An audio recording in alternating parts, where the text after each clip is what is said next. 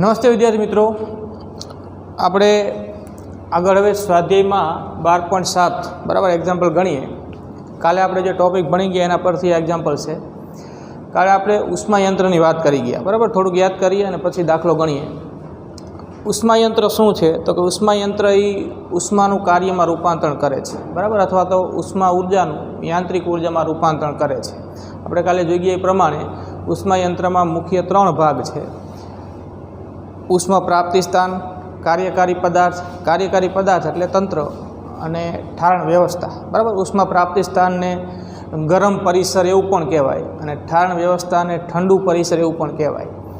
અહીંયા કાર્યકારી પદાર્થ એ ઉષ્મા પ્રાપ્તિ સ્થાનમાંથી Q1 જેટલી ઉષ્મા મેળવે છે, એમાંથી W જેટલું તંત્ર વડે કાર્ય થાય છે બરાબર. આ શબ્દ અગત્યનો છે. જો તંત્ર વડે કાર્ય થાય છે, કાર્ય ધન હોય, અને બાકીની ઉષ્મા એ ઠાણ વ્યવસ્થામાં ગુમાવે છે બરાબર. આપણે કાલે સૂત્ર બનાવી ગયા ઉષ્માયંત્ર માટે કાર્યક્ષમતાનું, કે ઉષ્માયંત્રની કાર્યક્ષમતા ઈટા બરાબર W/Q1 બરાબર. આ સૂત્ર છે કાર્યક્ષમતાનું. અહીંયા W એટલે ઉષ્માયંત્રમાં કાર્યકારી પદાર્થ વડે થતું કાર્ય, અને Q1 એટલે એક ચક્ર દીઠ તંત્ર અથવા તો ઉષ્માયંત્ર અથવા કાર્યકારી પદાર્થે ઉષ્મા પ્રાપ્તિ સ્થાનમાંથી મેળવેલી કુલ ઉષ્મા બરાબર. આ ચક્ર દીઠ ઉષ્મા પ્રાપ્તિ સ્થાનમાંથી મેળવેલી કુલ ઉષ્મા છે. W છે એ ચક્ર દીઠ તંત્ર વડે થતું કાર્ય છે. આપણે W બરાબર Q બરાબર Q1 - Q2 આવું પણ લખ્યું. અહીંયા તંત્ર વડે થતું કાર્ય કેટલું હોય? તો કે તંત્ર વડે શોષાતી ચોખ્ખી ઉષ્મા જેટલું. તંત્ર વડે શોષાતી ચોખ્ખી ઉષ્મા Q એટલે શું? તો કે એને મેળવેલી ઉષ્મા માઇનસ એને ગુમાવેલી ઉષ્મા. ઉષ્મા પ્રાપ્તિ સ્થાનમાંથી મેળવેલી ઉષ્મા Q1 અને ઠારણ વ્યવસ્થામાં ગુમાવેલી ઉષ્મા Q2. આ બેની બાદબાકી કરો એટલે આ તફાવત જેટલી ઉષ્મા એ તંત્રએ મેળવેલી ચોખ્ખી ઉષ્મા થઈ, અને એટલું તંત્ર વડે શું થાય છે? કાર્ય બરાબર. આપણે આ સૂત્રમાં W ના સ્થાને Q1 - Q2 પણ મૂકી શકીએ. તો Q1 - Q2 છેદમાં Q1, Q1 છેદમાં Q1 1 - Q2 છેદમાં Q1. તો કાર્યક્ષમતાનું સૂત્ર આવું પણ થાય બરાબર. એટલે આ જે જુદા જુદા સ્વરૂપો છે આ ઈટાના સૂત્રના, એ ધ્યાનમાં રાખજો. અને MCQ ગણવા માટે, કોઈ પણ દાખલો ગણવા માટે આ સૂત્ર અગત્યના છે બરાબર છે. બીજી એક વાત કે અહીંયા ઉષ્મા પ્રાપ્તિ સ્થાનનું તાપમાનની સંજ્ઞા આપણે T1 આપી હતી, જ્યારે ઠારણ વ્યવસ્થાનું તાપમાન T2. અહીંયા T1 > T2 હોય છે. એટલે કે ઉષ્માયંત્રમાં કાર્યકારી પદાર્થ ઊંચા તાપમાને રહેલ બરાબર. આ કાલની જ વાત છે, કાલે આપણે આખો ટોપિક ભણી ગયા છીએ. આ થોડુંક રિપીટ કરીએ છીએ.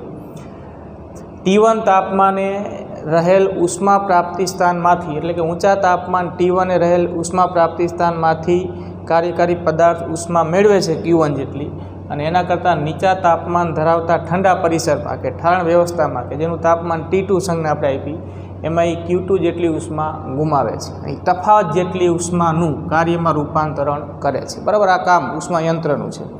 ઉષ્માયંત્ર 2 પ્રકારના આપણે એ પણ જોઈ ગયા, કે બાહ્ય દહન ઉષ્માયંત્ર અને આંતરદહન ઉષ્માયંત્ર. બાહ્ય દહન ઉષ્માયંત્રમાં ઉદાહરણ તરીકે રેલવેનું સ્ટીમ એન્જિન અથવા તો વરાળ યંત્ર, કે જેમાં કોલસાનો ઉપયોગ કરી અને પાણીની વરાળ મેળવવામાં આવે છે. અને અહીંયા વરાળ છે એ કાર્યકારી પદાર્થ તરીકે વર્તે છે, અને જેટલી ઉષ્મા એ મેળવે છે એમાંનું અમુક ટકાનું રૂપાંતરણ કાર્યમાં કરે છે, બાકીની ઉષ્મા એ ગુમાવે છે બરાબર. આંતરદહન ઉષ્માયંત્ર તરીકે પેટ્રોલ એન્જિન અને ડીઝલ એન્જિન બરાબર. વાહનોમાં વપરાતા પેટ્રોલ અને ડીઝલ એન્જિન એ ઉષ્માયંત્રો જ છે.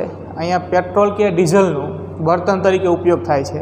પેટ્રોલ કે ડીઝલના દહનથી જે આપણને ઉર્જા મળે છે બરાબર, એ ઉર્જાનો ઉપયોગ અહીંયા જે તે વાહન ચલાવવા માટે થાય છે. તો અહીંયા ઉષ્માયંત્ર પેટ્રોલ કે ડીઝલના દહન વડે મળતી ઉષ્મા અને હવાના મિશ્રણથી બરાબર અંતે કાર્બેટર કામ કરી અને આપેલ ઉષ્માયંત્ર એ અમુક ટકા મેળવેલી ઉષ્મા ઉર્જાનું કાર્યમાં રૂપાંતરણ કરી શકે છે, અને બાકીની ઉષ્મા ઉર્જા એ સાયલેન્સર વડે વાતાવરણમાં કે આજુબાજુના પરિસરમાં ગુમાવે છે બરાબર. કોઈ પણ વાહન હોય તેમાં સાયલેન્સર હોય જ છે. એ સાયલેન્સરમાંથી નીકળતો ધુમાડો એ શું દર્શાવે છે?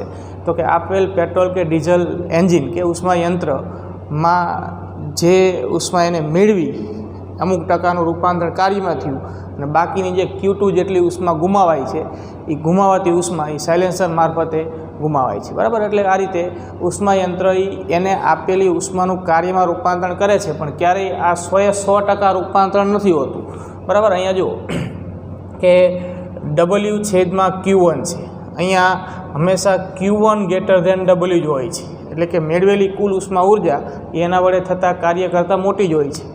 આ સૂત્ર પ્રમાણે વિચારીએ તો કે ક્યારેય Q2 એ શૂન્ય નથી હોતું, બરાબર. કંઈક ઉષ્મા ઉર્જા ગુમાવાય તો જ મેળવેલી ઉષ્માનું અમુક ટકા કાર્યમાં રૂપાંતર શક્ય બને. એટલે ક્યારેય Q2 શૂન્ય ન હોય, Q2 ક્યારેય શૂન્ય ન હોય તો પછી આ ગુણોત્તરય ક્યારેય શૂન્ય ન હોય. Q2/Q1નું મૂલ્ય કંઈક મળે જ, એટલે કે એકમાંથી કંઈક નાનું પદ તો બાદ થવાનું જ, એટલે ઈટાનું મૂલ્ય 1 કરતાં ઓછું આવે, બરાબર. ઈટા <1 થાય, થાય એનો અર્થ કે ક્યારેય કોઈ ઉષ્માયંત્રની કાર્યક્ષમતા 100% હોતી નથી. જો ઈટા બરાબર 1 થાય તો કાર્યક્ષમતા 100% કહેવાય. ઈટા બરાબર 1 થવું એનો અર્થ કે Q2 બરાબર 0 થવું, એનો અર્થ કે જેટલી ઉષ્મા યંત્રને મળે છે, બરાબર, એ સંપૂર્ણ ઉષ્માનું રૂપાંતર કાર્યમાં એ કરી નાખે છે. તો ઈટા બરાબર 1 થાય, W બરાબર Q1 થાય, એટલે ઈટા બરાબર 1 થાય. અહીંયા Q2 બરાબર 0 થાય એમ કહેવાય, તો ઈટા બરાબર 1 થાય, બરાબર. તો આવું વ્યવહારમાં શક્ય નથી. કોઈ પણ ઉષ્માયંત્ર ક્યારેય 100% કાર્યક્ષમતા ધરાવતું નથી, એટલે કે એને આપેલી સંપૂર્ણ ઉષ્માનું રૂપાંતર એ સંપૂર્ણપણે કાર્યમાં કરશે નહીં. અમુક ઉષ્મા ઉર્જા ગુમાવશે તો જ એ મેળવેલી ઉષ્માનું અમુક ભાગ કાર્યમાં રૂપાંતર થઈ શકશે, બરાબર. આ વાત થઈ ઉષ્માયંત્રની. હવે આપણે એના પરથી એક એક્ઝામ્પલ ગણી નાખીએ.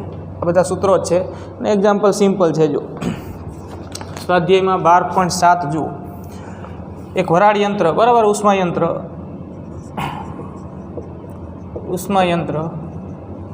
કે વરાળ યંત્ર એટલે અહીંયા જે ઉષ્માયંત્ર છે એમાં કાર્યકારી પદાર્થ તરીકે વરાળ છે, એટલે કે રેલવેનું સ્ટીમ એન્જિન કે વરાળ એન્જિન 1 મિનિટમાં 5.4 × 10⁸ જૂલ કાર્ય કરે છે. તો વરાળ યંત્ર છે, તંત્ર વડે થતું કાર્ય,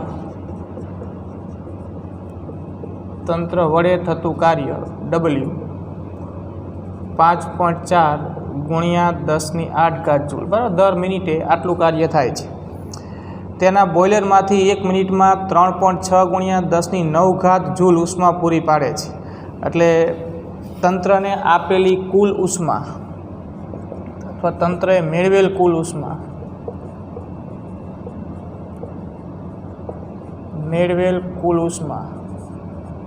જેને આપણે Q1 વડે દર્શાવીએ તો તંત્રએ મેળવેલ કુલ ઉષ્મા Q1 બરાબર 3.6 × 10⁹ જૂલ.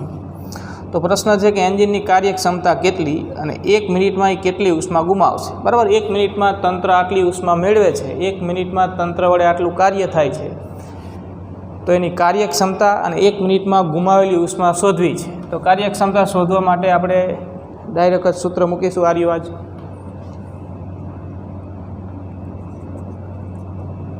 કાર્યક્ષમતા ઈટા બરાબર W/Q1, બરાબર. કિંમત જ મૂકવાની જ ખાલી. જો W ના સ્થાને મૂકી દો 5.4 × 10⁸ જૂલ અને Q1 3.6 × 10⁹,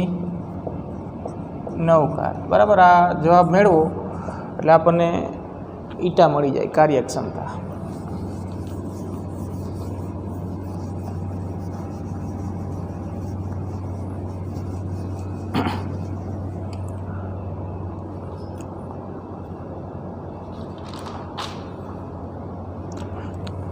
ભાગાકાર કરી નાખો એટલે 0.15 આવે, બરાબર. આપણે ટકાવારીમાં દર્શાવવું હોય તો કાર્યક્ષમતા ઈટા બરાબર 0.15 × 100 કરો એટલે 15% પર્સન્ટેજમાં, બરાબર.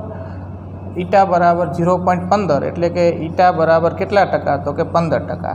આનો અર્થ એવો થાય કે તંત્ર એને આપેલી ઉષ્મામાંથી 15% ઉષ્માનું કાર્યમાં રૂપાંતર કરશે, બાકીની 85% ઉષ્મા એ ઠાણ વ્યવસ્થામાં ગુમાવશે, બરાબર છે.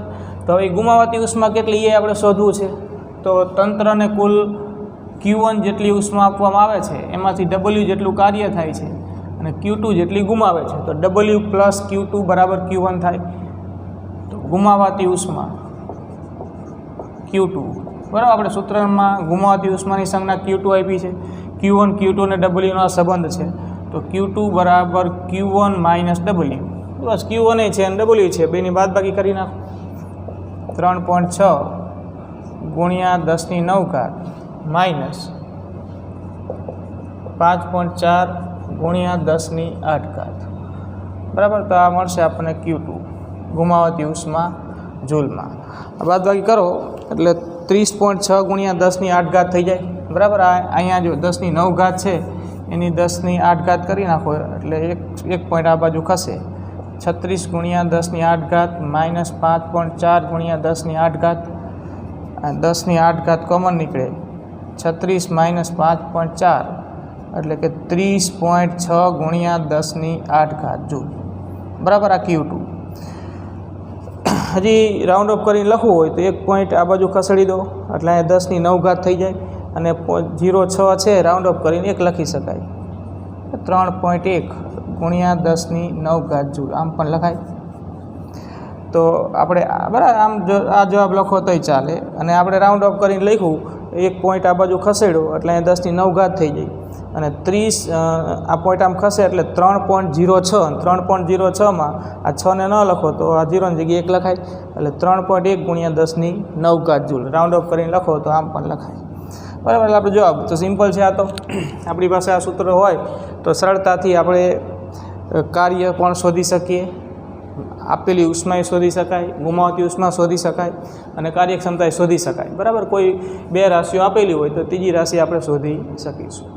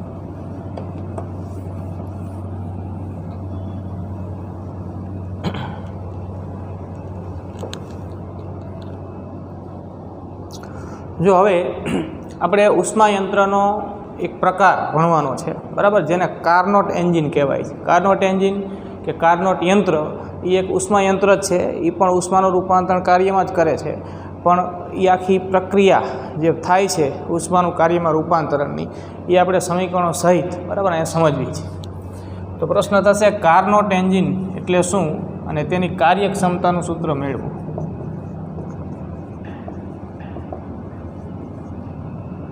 એન્જિન લખો કે યંત્ર લખો અને તેની કાર્યક્ષમતા.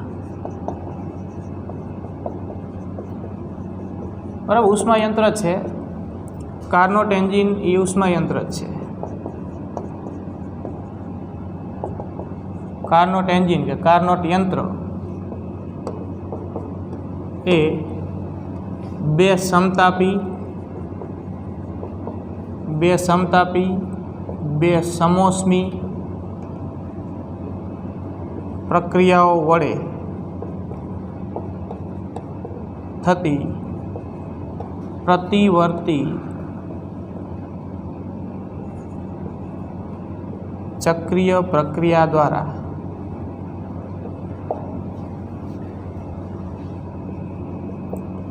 ઉષ્માનું રૂપાંતરણ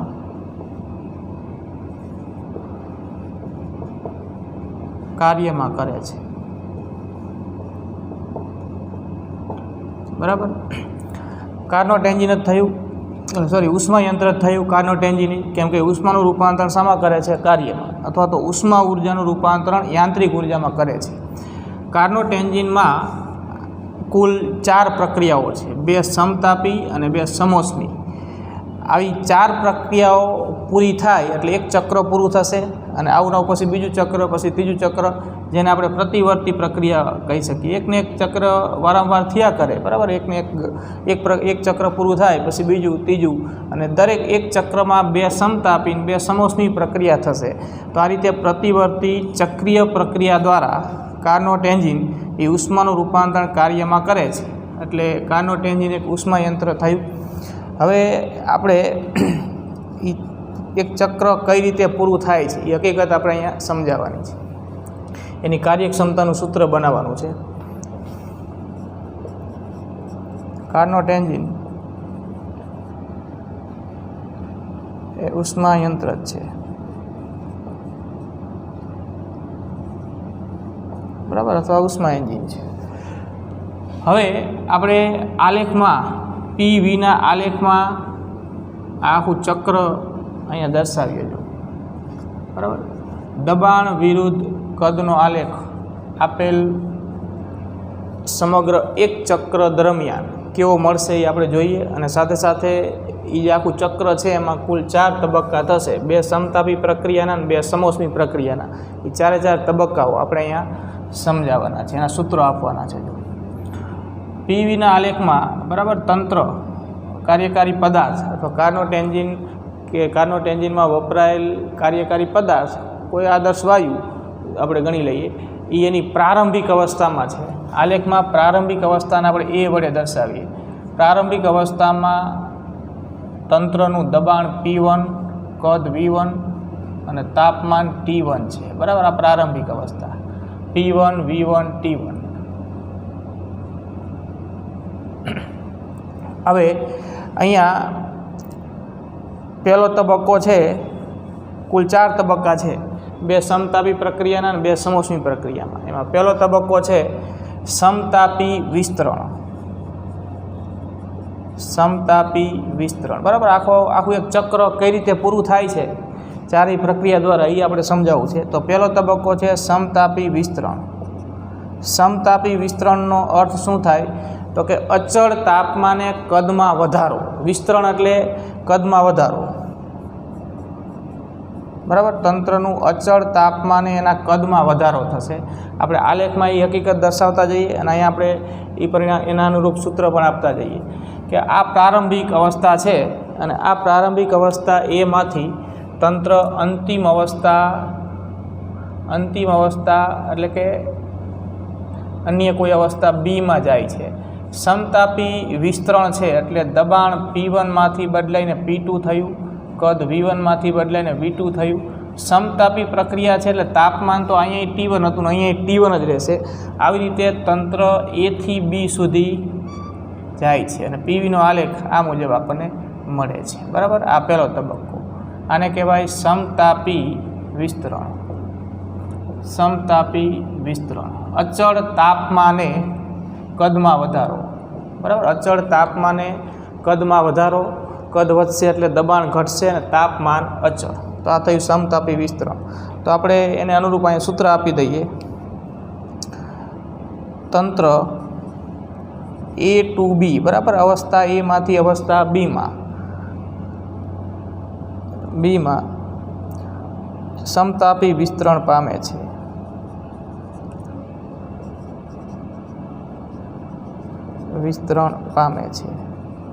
બરાબર. સમતાપી એટલે તાપમાન અચળ રહે છે.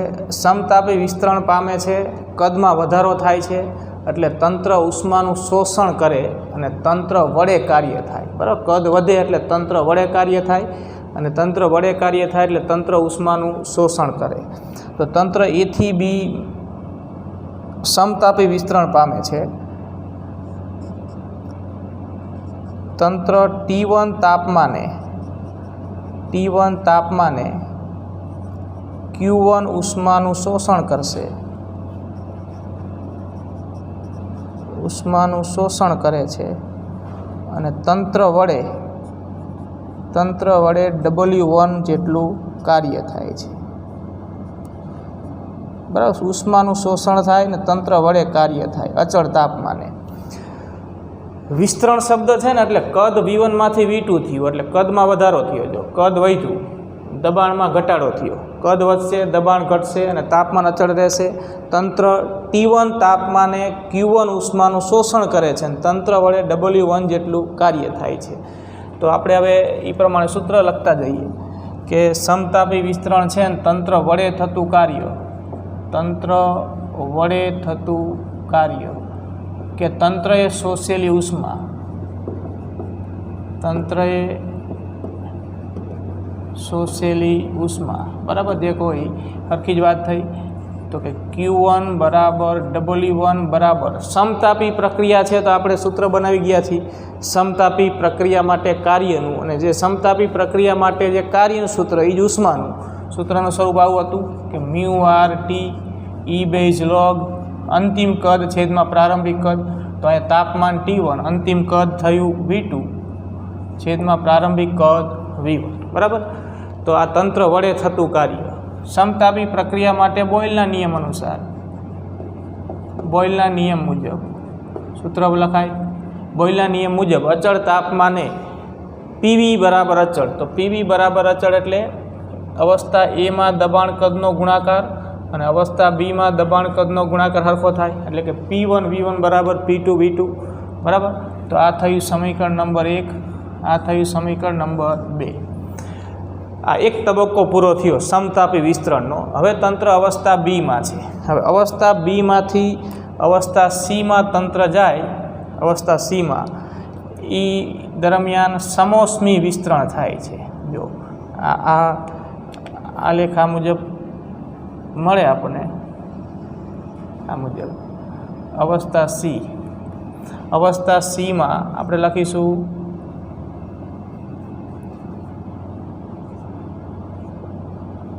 P3 દબાણ P2 માંથી P3, કદ V2 માંથી V3 અને તાપમાન T2, તાપમાન T1 માંથી T2. કેમ કે આ પ્રક્રિયા છે એ સમોષ્મી વિસ્તરણ છે.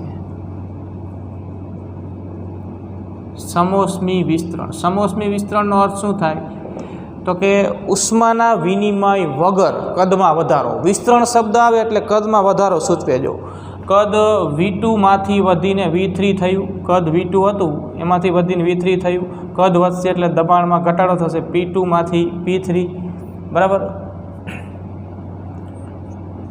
P2 માંથી P3 અને તાપમાન T1 માંથી ઘટીને T2 થશે. જ્યારે સમોષ્મી વિસ્તરણ થાય એટલે કે ઉષ્મા મેળવા વગર તંત્રના કદમાં વધારો થાય ત્યારે એનું તાપમાન ઘટે.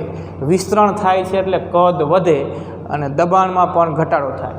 એટલે કે અવસ્થા B માંથી અવસ્થા C માં તંત્ર આવ્યું, અવસ્થા C માં, બરાબર. એ દરમિયાન કદ V2 માંથી વધીને V3, તાપમાન T1 માંથી ઘટીને T2 અને દબાણ P2 માંથી ઘટીને P3 થશે, બરાબર.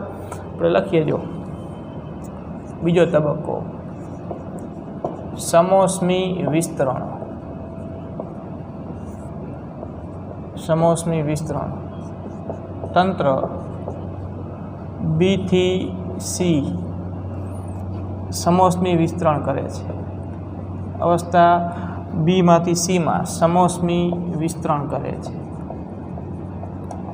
સમોષ્મી વિસ્તરણ કરે છે એનો અર્થ કે તંત્ર ઉષ્મા મેળવા વગર કદમાં વધારો થાય છે. તંત્ર ઉષ્માના વિનિમય વગર કદમાં વધારો કરે છે.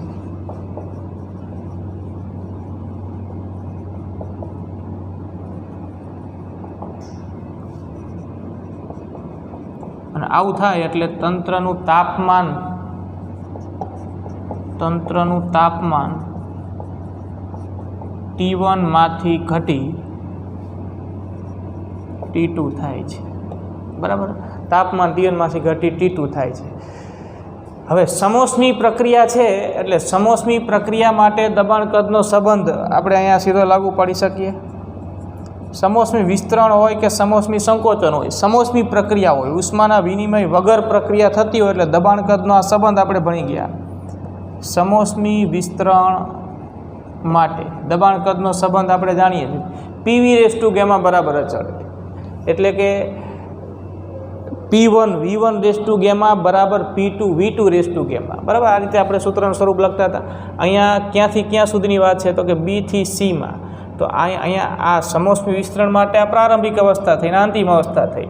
તો પ્રારંભિક અવસ્થામાં આમ લખાય P2 V2 raise to gamma બરાબર P3 V3 raise to gamma. આ સમીકરણ નંબર 3 થયું, બરાબર.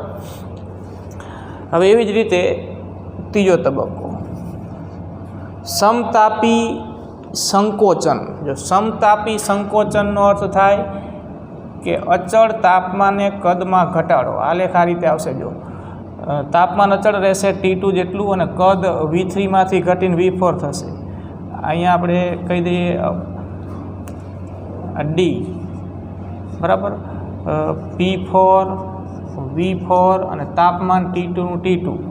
તાપમાન T2 જેટલું અચળ રહેશે, કદ V3 માંથી ઘટીને V4 થશે અને દબાણ P3 માંથી વધીને P4 થશે. આ જે તબક્કો છે એને આપણે નામ આપીશું સમતાપી સંકોચન. સમતાપી સંકોચન.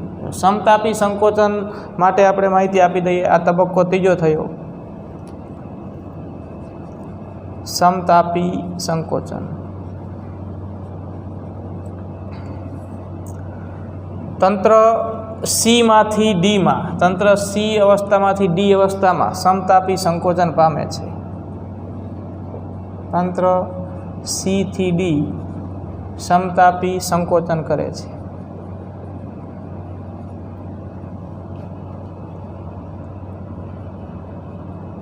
સમતાપી સંકોચન કરે છે, બરાબર.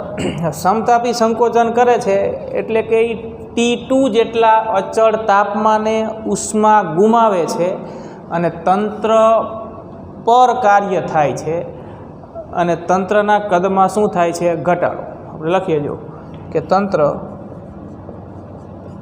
T2 અચળ તાપમાને ઉષ્મા ગુમાવે છે. Q2 ઉષ્મા ગુમાવે છે. ગુમાવતી ઉષ્માને આપણે Q2 નામ આપીએ.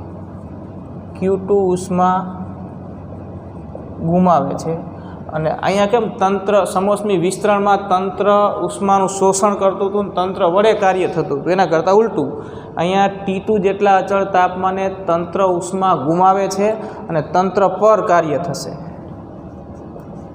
તંત્ર પર કાર્ય થાય છે, બરાબર. તો અહીંયા ઉષ્મા ગુમાવે છે અને તંત્ર પર કાર્ય થાય છે. સંજ્ઞા પદ્ધતિ પ્રમાણે ઉષ્માને કાર્ય ઋણ આવે. અહીંયા સંજ્ઞા પ્રણાલી પ્રમાણે તંત્ર ઉષ્માનું શોષણ કરે છે અને તંત્ર વડે કાર્ય થાય છે એટલે અહીંયા ઉષ્માને કાર્ય ધન આવે. હવે અહીંયા જેમ આ સૂત્ર બન્યું એવું સૂત્ર અહીંયા બનશે. તો એ આપણે લખીએ.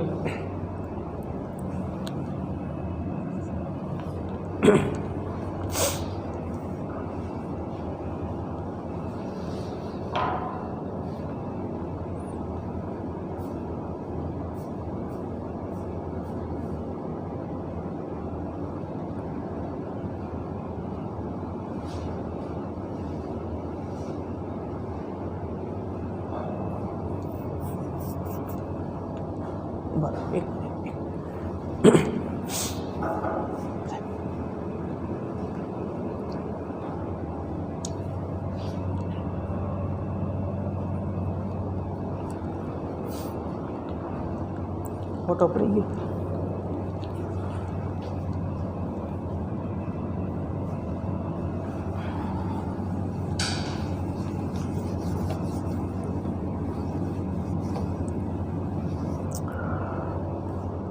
જો હવે બરાબર અહીંથી આપણે અહીંયા આગળ લખીએ. સમતાપી સંકોચન માટે તંત્રએ ગુમાવેલી ઉષ્મા Q2 અથવા તંત્ર પર થતું કાર્ય W2 નામ આપીએ. સૂત્રનું સ્વરૂપ આપણને ખબર છે μRT. અહીંયા અચળ તાપમાન T2, અહીંયા અચળ તાપમાન T2 E બેઝ લોગ અંતિમ કદ છેદમાં પ્રારંભિક કદ. તો અહીંયા આ અંતિમ અવસ્થા થઈ ને આ C થી D માટે, તો આ D અંતિમ અવસ્થા થઈ. તો અહીંયા કદ V4 અને અહીંયા કદ V3 એટલે V4 છેદમાં V3 આવું થાય.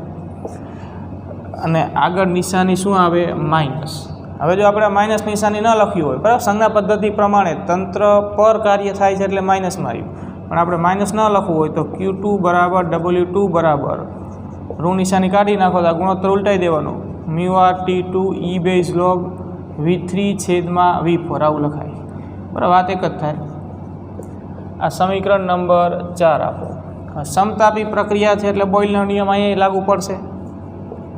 તો બોયલના નિયમ અનુસાર P બરાબર અચળ, તો એનો અર્થ કે P3 V3 બરાબર P4 V4, P3 V3 બરાબર P4 V4. આ સમીકરણ નંબર 5 બરાબર. હવે ચોથો તબક્કો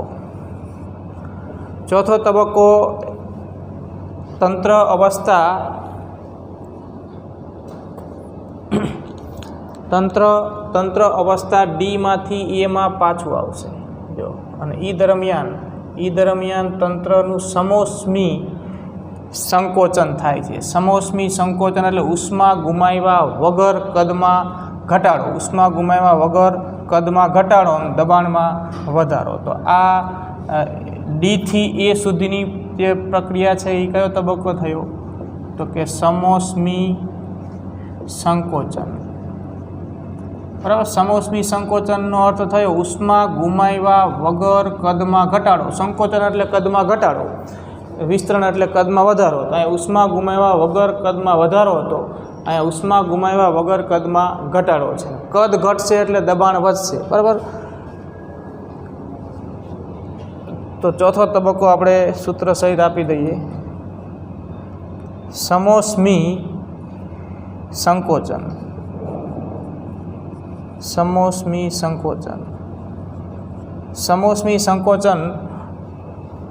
તંત્ર D થી A બરાબર. એટલે હતું અહીંયા પાછું આવી ગયું ને, જો પ્રારંભિક અવસ્થા એ હતી, આ 4 તબક્કા પૂરા થયા એટલે ફરી પાછું એમાં જ પાછું આવી ગયું. એટલે કે D થી A સમોષ્મી સંકોચન કરે છે. સમોષ્મી સંકોચન કરે છે એટલે તંત્ર ઉષ્માના વિનિમય વગર કદમાં ઘટાડો કરે છે. ઉષ્માના વિનિમય વગર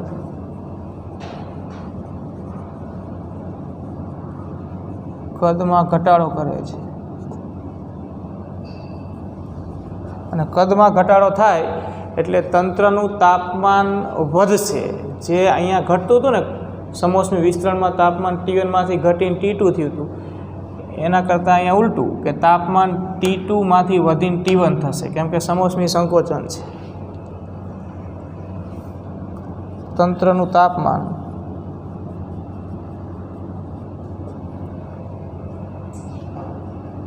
T2 થી વધી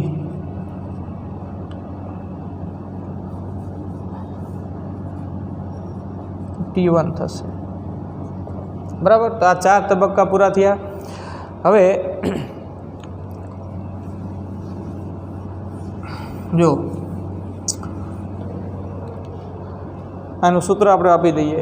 સમોષ્મી સંકોચન છે, સમોષ્મી સંકોચન એટલે દબાણ કદનો સંબંધ P(G) બરાબર અચળ પ્રમાણે.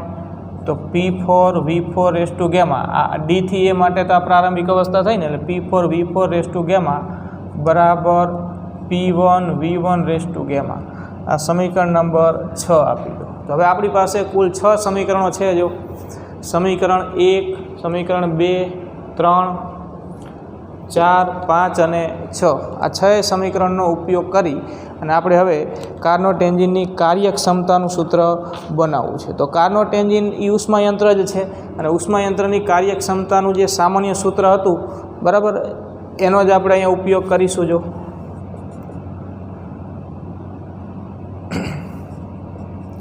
બરાબર, મૂળ સૂત્ર તો સીધું લાગુ પડશે જ ને. કાર્નોટ એન્જિનની કાર્યક્ષમતા, ઈટા બરાબર આપણી પાસે મૂળ સૂત્ર શું હતું? તો કે 1 - Q1 છેદમાં Q2 બરાબર. અહીં Q1 એટલે ઉષ્માયંત્રએ ઉષ્મા પ્રાપ્તિ સ્થાનમાંથી મેળવેલી ઉષ્મા, અને Q2 એટલે ઠારણ વ્યવસ્થામાં ગુમાવેલી ઉષ્મા. અહીંયા ઉષ્મા પ્રાપ્તિ સ્થાનનું તાપમાન T1 થયું, ઠારણ વ્યવસ્થાનું તાપમાન T2 થયું, બરાબર. અહીંયા T1 ગ્રેટર ધેન T2 છે, એટલે જે વધારે તાપમાન છે એ ઉષ્મા પ્રાપ્તિ સ્થાનનું, ઓછું છે એ ઠારણ વ્યવસ્થાનું. તો ઉષ્મા યંત્ર છે કાર્નોટ એન્જિન, એટલે મૂળ જે સૂત્ર છે એ તો લાગુ પડશે જ કે ઈટા બરાબર 1 - Q1 છેદમાં Q2. હવે જો સમીકરણ 1 Q1નું સૂત્ર છે અને સમીકરણ 4 Q2નું સૂત્ર છે, તો આ બે સૂત્ર આપણે અહીંયા મૂકી શકીએ. આને આપણે સમીકરણ નંબર 7 આપવું. જો આ સૂત્ર છે ને એ આપણે એડ કરીએ. Q1 બરાબર μR T1 E base log V2 છેદમાં V1, આ Q1ના સ્થાને આવશે, અને Q2 બરાબર μR T2 E base log V3 છેદમાં V4 એ અહીં આવશે. મૂકી દઈએ. જો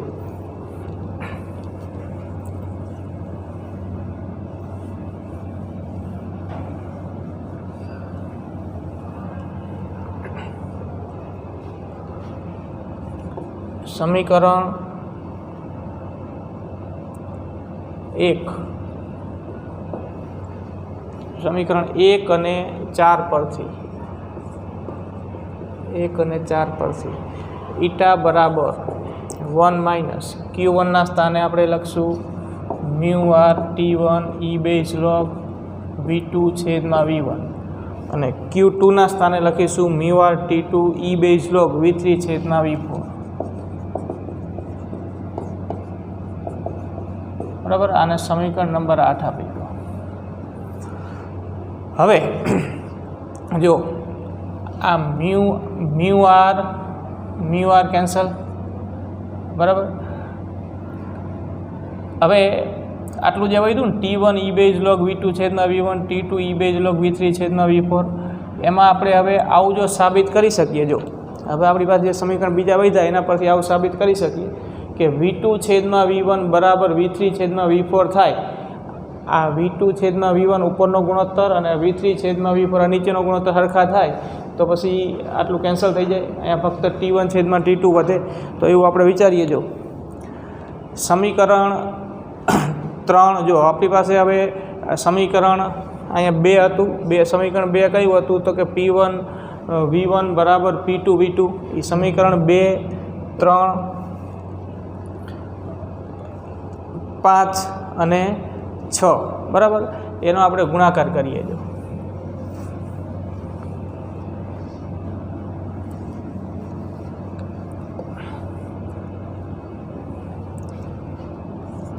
સમીકરણ 2, 3, સમીકરણ 2 આજે ઉપર લખ્યું તો આપણે બરાબર કાઢી નાખ્યું. એ હતું P1 V1 બરાબર P2 V2. આ સમીકરણ 2 હતું. સમીકરણ 2, સમીકરણ 3, સમીકરણ 4, સમીકરણ 5, 2, 3, 5 અને સમીકરણ નંબર 6 નો ગુણાકાર કરો. જો ગુણાકાર કરો એટલે એક બાજુના પદનો ગુણાકાર બરાબર બીજી બાજુના પદનો ગુણાકાર. તો સમીકરણ 2માં આ બાજુનું પદ છે P1 V1, સમીકરણ 3માં P2 V2 rays to gamma, સમીકરણ 5માં P3 V3 અને સમીકરણ 6માં P4 V4 raise to gamma, P4 V4 raise to gamma, બરાબર. એક બાજુના પદનો ગુણાકાર આ ચારેય સમીકરણનો, બરાબર. બીજી બાજુના, તો બીજી બાજુના પદ સમીકરણ 2માં થયું P2 V2, બરાબર. આ સમીકરણ 2 હતું. સમીકરણ 3 P3 V3 rays to gamma, સમીકરણ 5 P4 V4 અને 6 P1 V1 raise to gamma, P1 V1 raise to gamma, બરાબર છે. હવે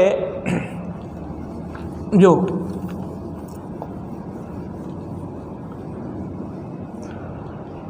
બે બાજુ જે હરખા પદ હોય કેન્સલ કરી નાખો. તો આ P1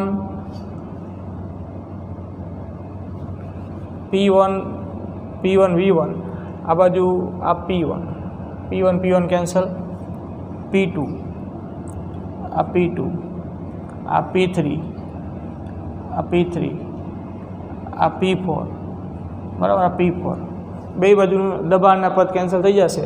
બાકી શું વધ્યું તો કે V1 V2 raise to gamma V3 V4 raise to gamma, અહીંયા V2 V3 raise to gamma V4 V1 raise to gamma. હવે જો અહીંયા આ V1 V3 ને આમ છેદમાં લઈ જાઓ અને V2 V4 ને આમ છેદમાં લાવો એટલે આમ લખાય V2 raise to gamma V4 raise to gamma. આ બે પદ એમના એમ V2 V4 અહીંથી આમ છેદમાં V2 V4. એવી જ રીતે અહીંયા V3 raise to gamma V1 raise to gamma. આ બે પદ એમના એમ V1 અને V3 આમ છેદમાં V1 V3. હવે જો આ V2 અહીંથી અંશમાં જાય એટલે V2 ની -1 ઘાત થાય, ઉપર V2 ની ગેમા ઘાત તો છે જ એટલે શું થશે તો કે V2 ની ગેમા -1 ઘાત થાય, V2 ની ગેમા -1 ઘાત. એવી રીતે આ V4 ઉપર જાય તો V4 ની ગેમા -1 ઘાત થાય એટલે V2 V4 raise to gamma -1 ઘાત એવું લખાય. એવી રીતે અહીંયા આ V1 ઉપર જાય તો V1 ની ગેમા -1 ઘાત, V3 ઉપર જાય તો V3 ની ગેમા -1 ઘાત એટલે કે V3 V1 ની ગેમા -1 ઘાત. બે બાજુ ગેમા -1 ઘાત છે એટલે બરાબર જેમ બે બાજુ વર્ગમૂળ હોય ને વર્ગ કરો એટલે વર્ગમૂળ નીકળી જાય એવી વાત થાય. બે બાજુ સરખી ઘાત છે એટલે એ આપણે કાઢી નાખી શકીએ. તો V2 V4 બરાબર V3 V1 એવું થાય. હવે સમીકરણ 8માં આનો અહીંથી જે પરિણામ મળશે ને એનો ઉપયોગ અહીંયા કરવો છે.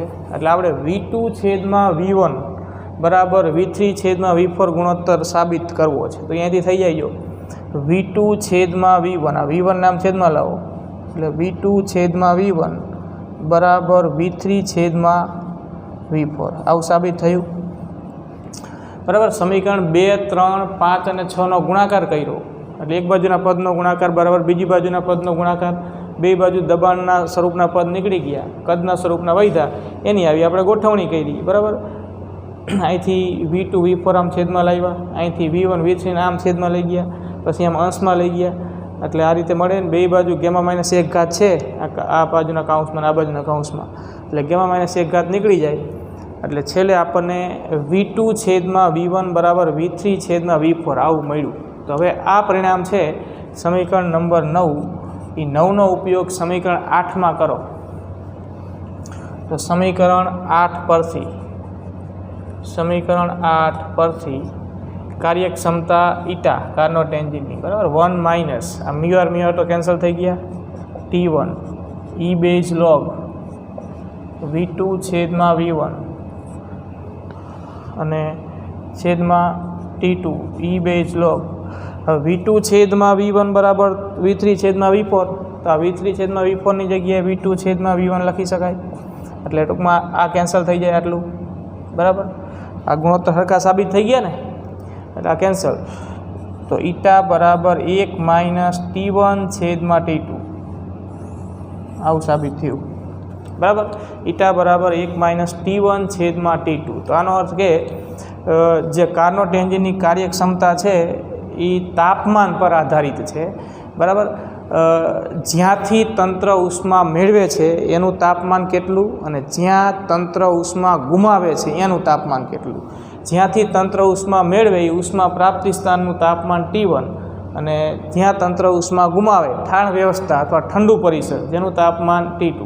તો ઈટાનો આધાર તાપમાન પર થયો 1 માઇનસ T1 છેદમાં T2 આવું સૂત્ર આપણને કાર્નોટ એન્જિનની કાર્યક્ષમતા માટે મળ્યું. બરાબર છે. તો આ રીતે આ સૂત્ર આપણે સાબિત કરી શકીએ. કાર્નોટ એન્જિન એવી ચોખવટ પાડી હોય તો આપણે આ સૂત્રનો ઉપયોગ કરી શકીશું. બરાબર. અને જે મૂળ સૂત્ર હતું એની યાર હરખાવો જો આ કાર્યક્ષમતાનું તો ઈટા બરાબર 1 માઇનસ Q1 છેદમાં Q2 તો Q1 છેદમાં Q2ના સ્થાને શું આવ્યું T1 છેદમાં T2. તો એનો અર્થ કે આપણે આવું લખી શકીએ કે Q1 છેદમાં Q2 બરાબર T1 છેદમાં T2. એવું થયું જો હરખામણી કરો છેલ્લા સૂત્રની આ સૂત્રની હરખામણી કરો તો Q1 છેદમાં Q2 બરાબર T1 છેદમાં T2 બરાબર ઉષ્માનો ગુણોત્તર બરાબર તાપમાનનો ગુણોત્તર આવું સાબિત થયું અને આ કાર્યક્ષમતાનું સૂત્ર થયું. અને અહીંયા પણ જો T1 > T2 હોય છે, અંશ મોટો અને છેદ નાનો એનો અર્થ કે એકમાંથી કંઈક પદ બાદ તો થશે જ, એટલે ક્યારેય કાર્યક્ષમતા 100% થશે નહીં. T1 બરાબર T2 ક્યારેય હોતા નથી. T1 બરાબર T2 હોય તો કાર્યક્ષમતા શૂન્ય થાય. ક્યારેય T2 શૂન્ય નથી હોતું. જો T2 શૂન્ય કે T1 શૂન્ય આવું કંઈ હોતું નથી, બરાબર. ટૂંકમાં T1 અને T2 બે કંઈક મૂલ્યો હોય છે. T1 વધારે હોય છે અને T2 ઓછું હોય છે. એનો અર્થ કે ઈટાનું મૂલ્ય એ 1 કરતાં ઓછું જ હોય. ક્યારેય કોઈ પણ ઉષ્માયંત્રની કાર્યક્ષમતા 100% નથી હોતી, બરાબર. T1 વધારે હોય અને T2 ઓછું હોય, અંશ મોટો અને છેદ નાનો, એટલે આ જવાબ જે છે એ કંઈક તો આપણને મળશે જ. અને એકમાંથી પદ બાદ થશે, અને એકમાંથી પદ બાદ થશે એટલે ઈટાનું મૂલ્ય 1 કરતાં કેવું મળશે? નાનું, બરાબર. કાર્યક્ષમતા 100% ન હોય. તો આ રીતે કાર્નોટ એન્જિન માટે આપણે કાર્યક્ષમતાનું સૂત્ર મેળવી શકીએ.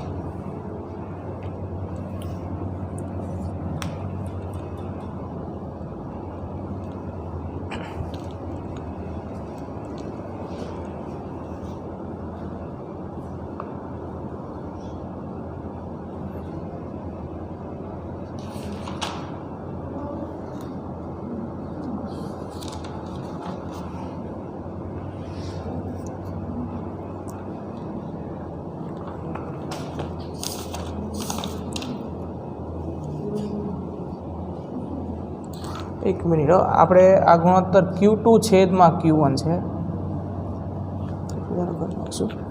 આ કાર્યક્ષમતાનું સૂત્ર Q2/Q1 છે, એટલે અહીંયા T2 થશે. થોડોક સુધારો, બરાબર. આ ગુણોત્તર અહીંયા T2 થશે, અહીંયા T1 થશે.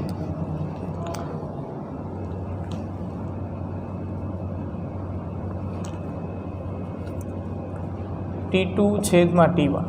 T2/T1 છે એટલે અહીંયા આપણને T2/T1 આવશે, બરાબર. T2/T1 એટલે Q2/Q1 બરાબર T2/T1.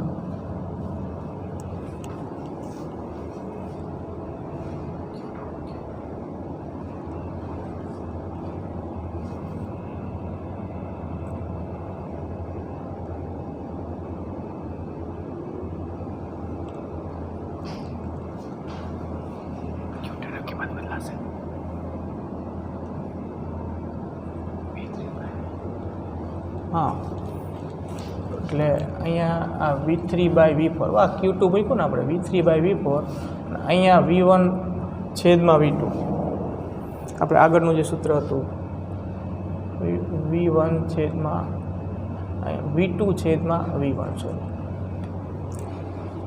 બરાબર. એટલે આ ગુણોત્તરમાં આ જે છે ને Q2/Q1 થશે. બાકી આ પદ તેમને જ રહેશે. એટલે છેલ્લું સૂત્ર આપણને મળશે ઈટા બરાબર 1 - T2/T1.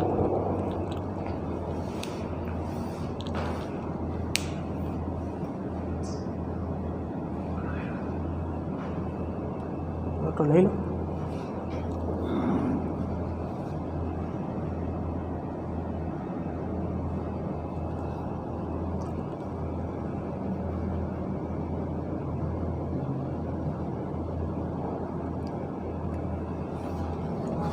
એક મિનિટ, અહીંયા ફોટો એ લઈ લો.